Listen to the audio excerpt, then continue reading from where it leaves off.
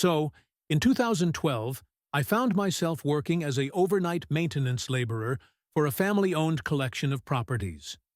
Two shopping complex, a winery, a few warehouses, etc. But most of the time, I was working keeping a grocery store built in the late 60s functioning. Worked my way up to night maintenance manager and loved my job. I was getting the kind of education you can't buy. Hands on electrical one night, plumbing the next, welding after that. All taught to me by three men that could build a house, up to code, single-handedly. And we all got along great. It was the first time in my adult life I had real responsibilities, and I was respecting myself because I respected the job I was doing. The owners were all people that truly cared about their employees, and they proved this when, in 2017, they sold the main grocery store. One of the many things they included in the sale was all current employees had to be offered a new positions at their current pay level. The company that bought us, I won't say their name but think the opposite of dangerous path, does not employ an in-house maintenance team. Something breaks. They outsource the fixing of it. So they really didn't have a ready-made place for me to fit into like the other department managers. The store manager also did not like that I was making $18 an hour, $6 over a new hire rate. Thus began the systematic, what I saw as harassment, and what has been later confirmed to me as standard operating procedure for legally getting rid of someone at this company. Some of my favs include making my 35-year-old ass a bag boy. Joke's on you, I love doing easy work for good money. Writing me up for spending 20 minutes talking to the police about an accident I had seen while returning carts. I thoroughly enjoyed the district manager apologizing to me for that. Cutting my hours down from full-time to 24 hours a week, which is completely allowable, but as the second most senior member in the store, everyone below me has to get their hours cut first. No, you can't force me to take a salaried manager's position. Yes, you can make me a cashier, a position you know I do not want, but you have to give me the $3 pay bump. And on and on and on, in addition to the many broken verbal promises and out-and-out lies. I became very well versed on the union rules, my specific contract rules, and how to protect myself. 7 union arbitrations in my first 5 months all ended in my favor. Meanwhile, the assistant managers love me. I can cover any department because I've done most everything, and I'm a quick learner for what I don't know.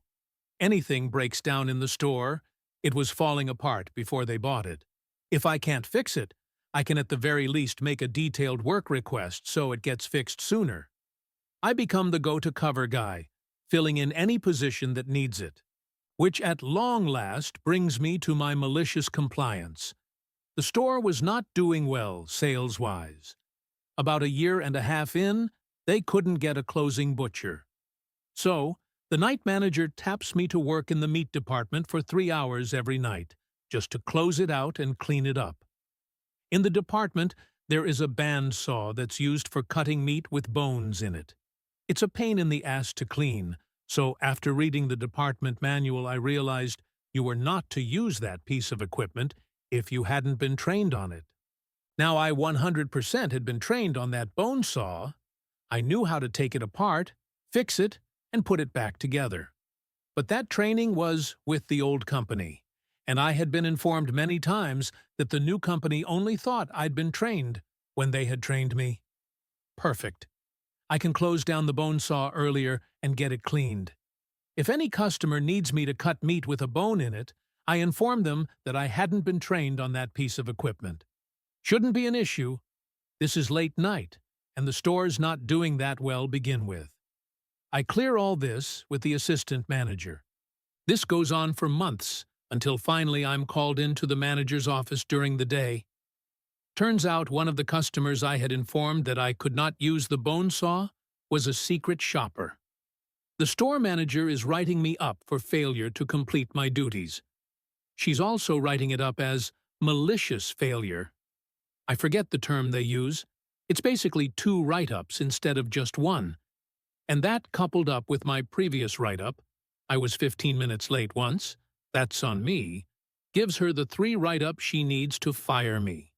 As I have done so many times in the past with this woman, I invoke my right to union representation and decline to talk with her until after I've spoken with them.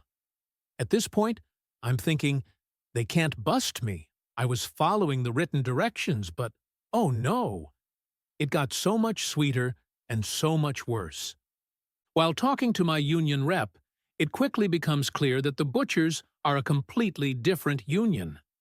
The store is in violation of the butcher's union contract by having a non-union employee work that department. So first, my union fights the write-up, wins, and gets me paid for the 4 or 5 days I missed of work.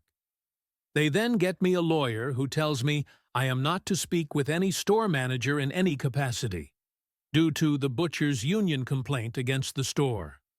2 weeks off, fully paid, for me. I can't very well work at a store where I cannot speak to my bosses. I then get 2 more days off paid while I speak to the various union reps for my testimony. The store is fined. $50,000 is what I was told, for breach of butcher's contract.